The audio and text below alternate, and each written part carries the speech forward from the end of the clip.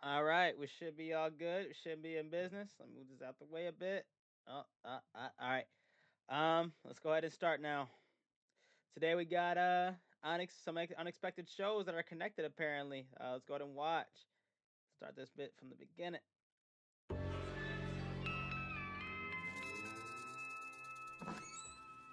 So apparently, Blue's Clues and Law and Order are connected.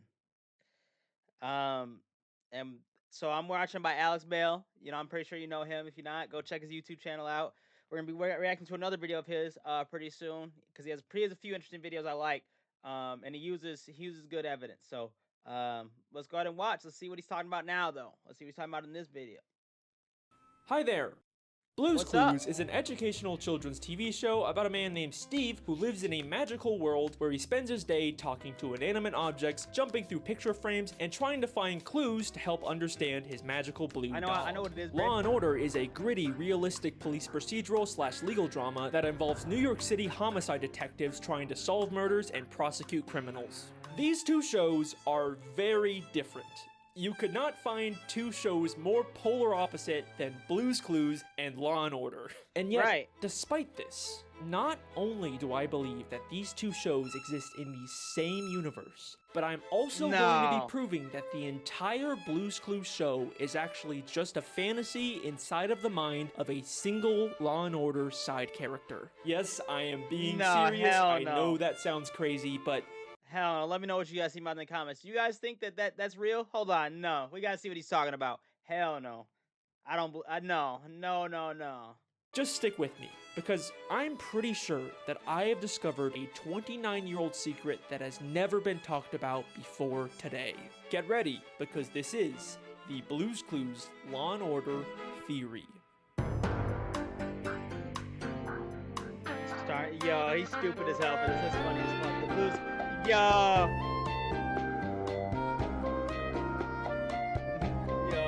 Yeah, oh, Josh for the movie. Okay, damn, he's including that one? Okay.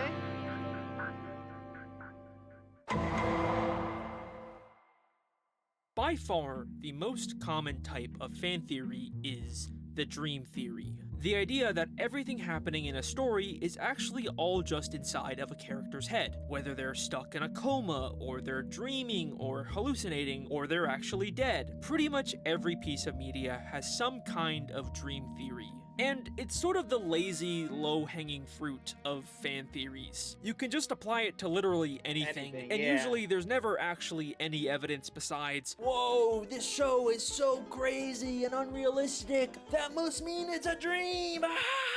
And surprisingly, the show that seems to have the most of these types of fan theories is Blue's Clues. You got Steve is actually schizophrenic, Steve is actually in a mental asylum, Steve is actually a drug addict, Steve is actually in prison, Steve is actually a murderer who killed his parents. Uses, like, real things, though. Even I made a parody of these theories back in 2017. So yeah, it's a pretty basic, normal kid show. Steve, a 30-year-old schizophrenic who killed his parents, pretends to be a kid. You know, that was before I dedicated my life to making fan theories about kid shows. Yo. And look, I understand the appeal of these types of theories. It's fun to take something innocent from your childhood and give it a dark, edgy plot twist. That's kind of literally my job right now. But why are there so many of these theories about specifically Blue's Clues? Well, I think it's because everything about this show has always felt fake. Steve is the only real person in this world. He looks like a young adult, but he acts like a child. And he lives alone in a house where he spends his day jumping into picture frames or talking to unseen voices or inanimate objects. It just kind of sounds like I'm describing someone who is experiencing some kind of false reality. Even the way Steve moves around is strange. He never actually leaves the room, he just kind of pretends to walk in place while this fantasy world— And so why I chose this video is because I like Blue's Clues, and I used to watch Law and Order because I used to want to be like, I was a criminal justice major in college and everything, but it used to be interesting. But yeah, I like this because these were two shows I was kind of interested in and stuff like that. But and I didn't think about this stuff, as a kid just watching Blue's Clues. Like I didn't think about this stuff, so. World moves around him. It's cool to see actually being considered in like real life. Obviously that was more of a filming limitation, but it still adds to this feeling of fakeness. But Other than these surface level weird vibes the show gives off, there's never actually been any strong evidence to prove one of these theories. And believe me, I and others have looked. It has been 28 years since this show first came out. You know, you'd think if there was actually some kind of smoking gun here, we would have found it by now. But what if that's because we've all been looking in the wrong place? So, the other day, I stumbled upon an interesting piece of Blue's Clues trivia. A year after Steve Burns filmed the Blue's Clues pilot, he had a small role in an episode of Law and Order. And I thought the idea of seeing Steve from Blue's Clues in a gritty, realistic cop show was kind of funny, so I decided to track down the 1995 episode titled Cruel and Unusual. Just a heads up, this episode deals with some pretty serious subject matter, so please proceed with caution. Students with ADHD save 10 hours studying with this Chrome extension. But no, by all means. In this episode, Steve Burns plays a kid with autism named Kevin Jeffries. Good morning, how are you? Great. What time is it? 10:15. No, it's 10:18. We learn that Kevin has trouble communicating with others and often harms himself. So his parents sent him to live in a children's behavioral clinic. Just what was the behavioral clinic doing for him? When Kevin was 10, he started to hurt himself. We didn't know what to do. We couldn't keep Kevin here. We had to send him away. We later find out that the doctors at this clinic were horribly mistreating him by giving him intense electroshock therapy and forcing him to wear a sensory deprivation helmet. And that's another thing too, is you got to look out for like because that really does happen, bro. Like you got to look out for like in hospitals and shit like that, about them just like misusing shit, you know, doing not good things to people and stuff like that, the patients they care for. Just look out for that shit, man, for real. Helmet for days. He kept Kathy in this helmet for 3 straight days. This helmet cut off the blood supply to our daughter's brain. The episode starts with Kevin after he's escaped from the facility, but tragically he gets arrested and later succumbs to the injuries sustained from his abuse and dies. I don't know, Mike. I think the kid's dead. And the rest of the episode follows the detectives investigating his death. So yeah, this is a very sad and serious episode, and it deals with some real systemic issues that are still a problem today. And like I was saying, this show is clearly very, very different than Blue's Clues. Right. But what I find interesting about this is that for years, people have been trying to prove that Steve is actually in prison or a mental facility, and now you could we kind of have connect this piece it. of media You where we see Steve's I saw actor in that exact position, and as far as I'm aware, no one's ever really talked about this. I mean, sure, Kevin's not schizophrenic, he has autism, but seeing as how he was being abused and put into sensory deprivation for days where he couldn't hear or see anything, you can kind of imagine that anyone in that position might try to escape to some kind of fantasy 100%. inside of their head. So yeah, I thought this was an interesting coincidence, but at the end of the day, that's kinda all it was. Like, obviously, just because the same actor shows up in 2 different shows doesn't mean they're actually connected. But then, I took a closer look at this episode, and I started to notice more and more weird similarities between Kevin and Steve. At first, it just started with some little things. We are told by Kevin's parents that he was learning to draw. Thanks to him, Kevin because that's what he does in Blue's every Clues. episode of Blue's Clues, Steve draws in his handy-dandy notebook. Our handy-dandy? Notebook. Let's draw a rectangle. Yeah. And there. Cheese. Okay, but so what? Lots of kids like to draw. Right, but right. we are also told connection, that when Kevin harmed himself, he was strapped to a chair. We put them in a chair. No, and then we hold them there using soft cuffs. And in every episode of Blue's Clues, see him sitting in Steve the spends a damn lot of chair. time in his Okay. thinking chair. We're ready to sit in our... Thinking chair. Now that we're in our thinking chair, let's think.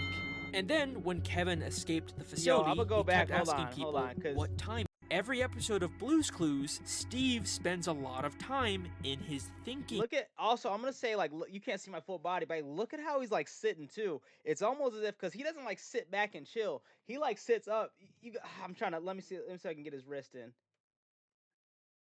Let me see if I can Blue's Clues, Steve's Like, look, spends a lot of look at his hands, bro. They're not like, it's like you're almost about trying to get up. It's not like you're sitting back and relaxing. You know what I'm saying? It's almost like you're trying to get out of the damn chair. Like you're strapped to the chair. Look at his hands. Like, you know what I'm saying? Like, that's how it looks to me, at least. Like he's trying to get out of the damn chair. You know, like he's struggling. Look. of time in his thinking chair. I don't know. We're ready to he's, like, sit sitting in up, our like he's not relaxed. That's what gets to me. Now that we're in our thinking chair, let's think. And Right. then, when Kevin escaped the facility, he kept asking people what time it was. What time is it? 10:15. What time? How you doing today, huh? What time? Now, it is common for some people with autism to rely on specific schedules or routines. Right, okay. But Yeah. what time it is also really important in Blue's Clues. What time is it? What time is it now? Steve has a cleanup time, We just had cleanup time. a nap time. It's Blue's nap time. Now it's time for so long. There's a talking clock. And most of all, every day, Steve has mail time. Mail time. Okay, I see. Hey, Blue, the mail's here. So yeah, there's some weird similarities here, but nothing actually concrete. I didn't really Yeah, okay, so I'll give him that. He does have, yeah, he has some weird similarities, but there's nothing, I'm not like 100% convinced right now. start to take any of this seriously until I realized. After Kevin escaped, we are told that he went to a movie theater. And guess what he did in the theater? Movie started at 10. He was out of here by 10 after 10. Got out of his seat, walked into the screen. Kevin got out of his seat and tried to walk into the screen. Doesn't that sound exactly like Steve? Okay, that's crazy because he literally, yeah, what he's about to do. Doing He into literally a jumps picture? into fucking scenes and he's like in there. That's okay. That's crazy. That is crazy. I'll give him that. That's weird. We can too. That is Got out weird. of his seat, walked into the screen. This kind of feels like more than a coincidence. That so is this is weird. when I first started to consider, is it really possible that Kevin Jeffries from Law & Order is the real Steve and Blue's Clues is all a fantasy he created to escape his abusive reality? Okay, I know you're not convinced yet, and to be honest, neither was I, but don't worry, we are just getting started. Kevin's behavioral clinic is in New York City, and the one time characters actually leave the Blue's Clues fantasy world and go to the real world, they end up in New York. Blue's Clues in New York City? This is epic!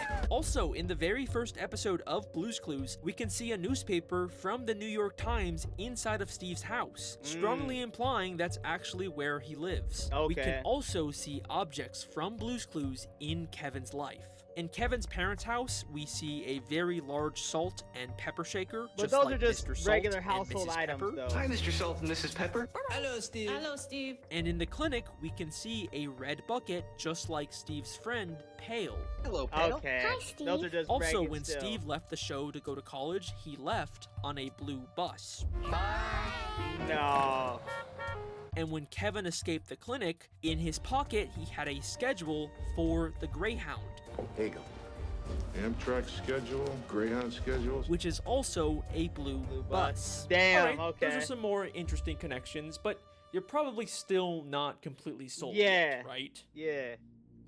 Well, check this out. When Steve eventually left the show to go to college, he was replaced by his younger brother Joe, Oh, hi. It's me, Steve's brother Joe. and later, Joe got replaced by their cousin Josh. Hi, it's me, Josh. And not only does Kevin also have a younger brother, but at the clinic, there is a nurse named Joe What's your name?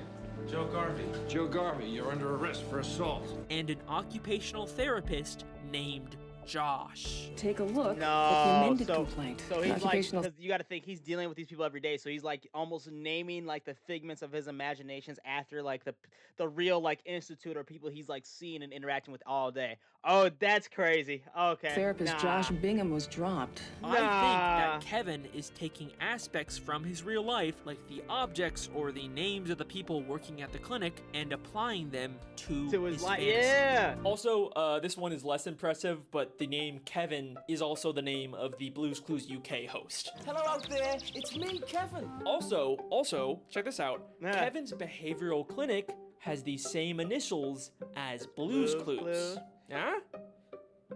That one's Weird also not that coincidence, impressive, yeah. I know. But wait. If this theory is true, and all of this is just inside of Kevin's head, then why does the main character of his fantasy keep changing? Hi, come on in. Hi, come on in. Hi, come on in. Right. Well, at first, I thought maybe Joe and Josh could actually just be from two different kids who took Kevin's spot in the clinic after he died, but the clinic gets shut down at the end of the episode. You made them close the clinic. So they would all have to be from Kevin, but why? Well, we're told that Kevin has tried to escape from the clinic before. Well, we called the police this morning as soon as the clinic told us that Kevin ran away. He's done this before. Right, so okay. What if every time a host leaves Blue's Clues, it's actually Kevin trying to escape the clinic, and when he's inevitably put back inside, he's done this before. His fantasy resets with a new Blue's person? Clues host. Hi, come on in. Hi, come on in. Hi, come on in. Okay. One problem with that though is because wouldn't it just be? But no, that doesn't make sense because it would be.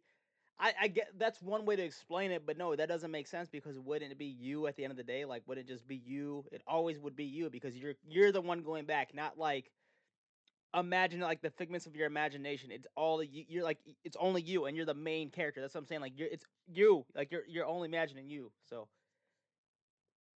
Okay, so there is a surprising amount of connections here. You can't deny that. There are some but connections, it yeah. still kind of feels like we're missing something. Like, Right. I can see why Kevin would imagine a fun, colorful world to escape his abuse, but why is Kevin's fantasy so focused on playing a scavenger hunt game with a blue dog? As far as I can tell, there's nothing similar to that in this episode. Well, I think to answer this, we need to take a closer look at what Blue's Clues actually is. It's a kid show, no? So the cool thing about Pi is that you can choose to just block every ad that you're seeing, or you can opt in. At the beginning of the Law & Order episode, Kevin's doctor explained to the detectives why Kevin harmed himself. It's pretty common with some autistic children. It's frustration because of their inability to communicate. It's frustrations because of his inability to communicate. Now, autism is a spectrum, and it's a lot more complicated and nuanced than the way TV shows like this tend to portray it. But it is true that some people with autism have varying levels of difficulty communicating. And I think this becomes interesting when we take a look at what Blue's Clues actually is. Well, what story should we tell? Great idea. We'll play Blue's Clues to figure out what story Blue wants us to tell. It's a game where you try to understand Blue, a character who has an inability to communicate. Okay. This is literally the entire premise of the show. So I think that this is telling us that Blue represents the side of Kevin who struggles to communicate with others. Okay, I was gonna pause it, but no. Where did the idea for a blue dog come from? Like I said, I couldn't find any references to dogs in this episode. The closest visual was this vaguely blue drawing in Kevin's room that I can't really make out, or this teddy bear that kind of had a similar pattern to Blue, but nothing really concrete, which is weird because Blue is such a major part of this fantasy. Blue's Clues, yeah. But then I realized it doesn't matter if we can't find a direct connection, because in Blue's Clues, Steve didn't actually adopt Blue. In a flashback episode of Blue's Clues, we learned that when Steve was younger, he read a book about a blue dog. It's a book about a puppy. So he, like, which imagined caused it. Blue to magically come to life. And I think this is also probably what happened with Kevin. We see that the Children's Behavioral Clinic is full of what we can reasonably assume are children's books. Maybe there's a book in here that... I mean, there are some blue books, bro. You can't even deny it. There are some blue books. If he could, like, if there was a way, if he could zoom in and say, here, if there's a book called Blue's Clues up there, or like or a book called About a Puppy, that would like solidify that this shit is connected. But I mean, I don't know if he does or not. But yeah, and then like imagine like as a kid you read a book, you know, as a kid you have imagination, you know what I'm saying? You read a book and you're like, yeah, I could see it. Also gave Kevin the idea for a blue dog, just like Steve. In fact, this idea of a children's book giving Kevin ideas for his fantasy is exactly what we see at the start of the Blue's Of all the Clues books, intro. right.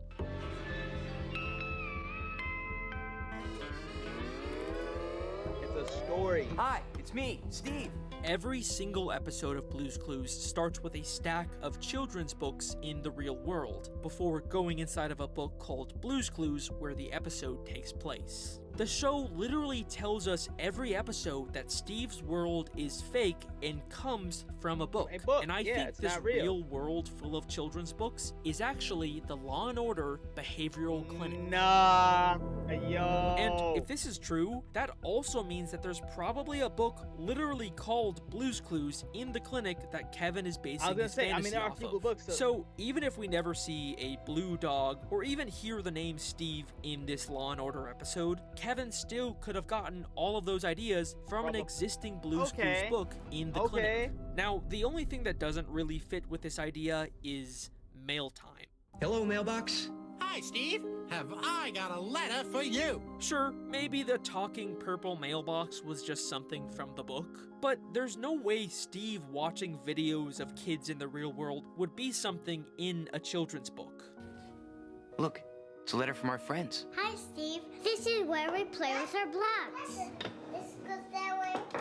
So, what are these videos? Well, the behavioral clinic is full of other children. You want to see what a good day is for some of these kids? So, I think these videos are Kevin's perception of the other kids. There is just an undeniable amount of connections and similarities between this episode and this show. It just really feels like Blue's Clues is all of it. Hold on, he said, because early in the show he said that Steve is the only real person in Blue's Clues, but he kind of contradicted himself there, because then you see the mail time, those are real. I mean, granted, they're not in the show every episode, right? But they're still real people being shown in the show. You know what I'm saying? So it begs the question that I don't know. I don't know if that I don't know if that explains that, Mr. Alex Bale, because and you kind of contradicted yourself, because those are real people in the show. Granted, they don't interact with Blue's Clues like Blues and like that. They literally come from the mail. I don't know. What do you guys think about that? Did he kind of contradict himself? Did you guys like how he explained it? I don't know about that. Fantasy inside of Kevin Jeffries' head. But at this point, you're probably wondering, could any of this actually be intentional? Like, if this theory is true, does that mean that the entire plot of Blue's Clues was actually secretly based on this one random episode of Law & Order? I'll admit, that seems unlikely, especially since this episode came out a year after the Blue's Clues pilot was filmed. I think it's a lot more likely that if this was intentional, then it was probably just the Law & Order creators deciding to secretly connect these two shows on their own. Maybe just because they thought it would be funny, I don't know. Or maybe it's some weird mixture of both, because even years after this episode came out, Blue's Clues does still seem to weirdly line up with it. I honestly don't know. And to be fair, this could all still just be a bunch of weird coincidences and that's it. But regardless of the creator's intent, it still works, you know? And it makes talking about Blue's Clues a lot more interesting. And at the end of the day, I think that's kind of the point of all of these edgy Blue's Clues fan theories. And this was originally where I planned on ending this video. But there was still one lingering question that was bothering me. If Blue's Clues really is just inside of Kevin Jeffries' head, then what about when Kevin died at the beginning of the episode? I mean, I guess we can just say that the entire Blue's Clues timeline takes place before Kevin's death, and if the show ever gets canceled, then we can just say that that is when Kevin died and the fantasy ended. But what if I told you we've already seen Kevin's death inside of Blue's Clues? What the hell is he talking about?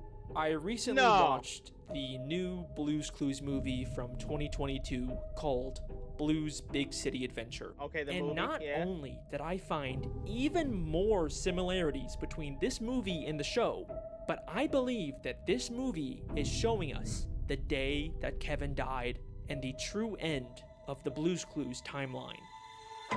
Nah, that's crazy. Damn ad. That's crazy though, stream. Find a pet-friendly Italian restaurant with outdoor seating nearby and text it to Luca. So, this movie is about Josh, the newest host of Blue's Clues, going on a big adventure to audition for a Broadway musical in New York City. Blue, we are definitely not in storybook world anymore. It's kind of what you'd expect out of a modern-day Blue's Clues movie. He goes on a journey to the real world and gets lost, there's lots of wacky hijinks, but in the end, he finds his way and gets the part. We want you to be the star of our Broadway show. Yes, of course. Yes, what? But if you watch this movie with this theory in mind, so many things take on a whole new meaning. The first thing that immediately caught me off guard was the opening song. It's a brand new day. This song is about starting the day, and Josh keeps saying, "Good morning." Good morning. Good morning. Good morning, Blue. And literally, the first thing we hear Kevin Jeffries say is, "Good morning." So is Donovan. Good morning, how are you? Despite it clearly being night. We also hear this line in Josh's song. This life is just like a beautiful dream. This life is just like a beautiful dream. Yeah. Interesting. And while Josh sings, the other characters keep telling him to wake up. Wake up! Wake up! It's a brand new day. Right away, this movie feels different. Like it's trying to draw attention to the fact that this world is just Kevin's fantasy and it's time for him to leave it. Josh leaves his fantasy world to go to the audition in New York, just like how Kevin escapes the clinic at the start of the episode. And just like Kevin, Josh immediately seems very disoriented by the outside he can't world. move in the real world, yeah. No!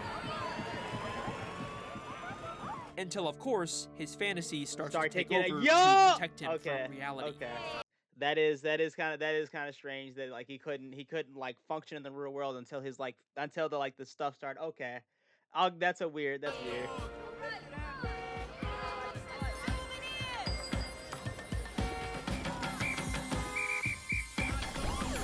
But what's interesting about this movie is that for the very first time ever, we get these little glimpses of Blue's Clues from other people's perspectives. Don't you think? And it is weird how it went night for just a second. I noticed that too. Lovely to meet you. Whoa! Mr. Salt! Mrs. Pepper! Am I glad to see you? Oh my God! Like I said, this movie feels different. We learn that Josh's audition is at 3 o'clock, and the whole movie is just him trying to find the audition before time runs out. It's almost time for my audition. Oh my gosh. We don't have much time, Blue. Could this be why Kevin kept asking people what time it was? What time is it? What time? What time? Josh also doesn't know where his audition is. All he knows is that it's in a theater somewhere. Excuse me. Do you know the address to the theater? Which theater? I don't know which theater. Maybe this is why Kevin went to a movie theater after he escaped, because he thought it was his Broadway audition. Okay. Now, in the Law & Order episode, shortly after leaving the theater, Kevin gets arrested and then tragically dies in police custody. Right. But that's not what happens in this movie. Josh goes to the theater and gets the part. We want you to be the star of our Broadway show. Yes, of course. Yes. But instead of him leaving and dying like Kevin, we immediately cut to him performing the musical in a big climactic finale. My dream is a reality.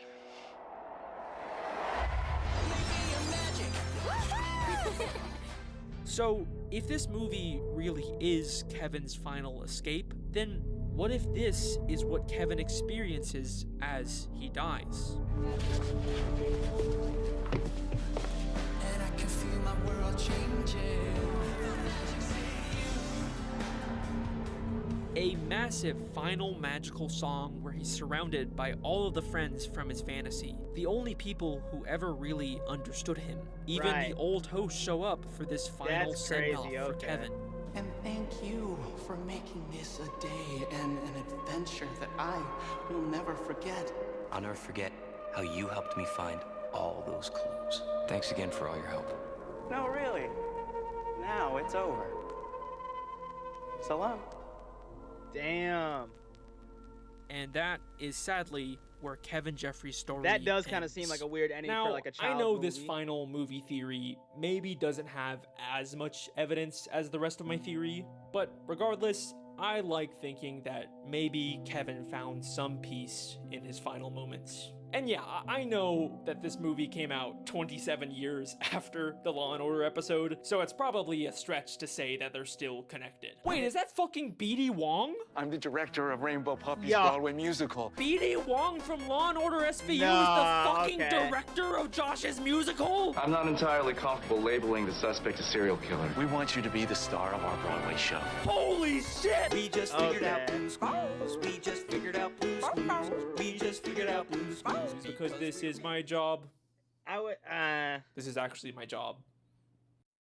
Alright, that is my theory. Thank you so much for watching. Hope I didn't Okay. Hold on. Is he gonna say more? ruin Blue's Clues for you. Hey, thanks for 1 million Okay, subscribers. hang on. First off, so let me know in the comments what you guys think about that. So me, I'm not entirely convinced. So yeah, you do have like some evidence, but he kind of contradicts himself, and then he didn't really, to me, he didn't explain like the live people in the mail.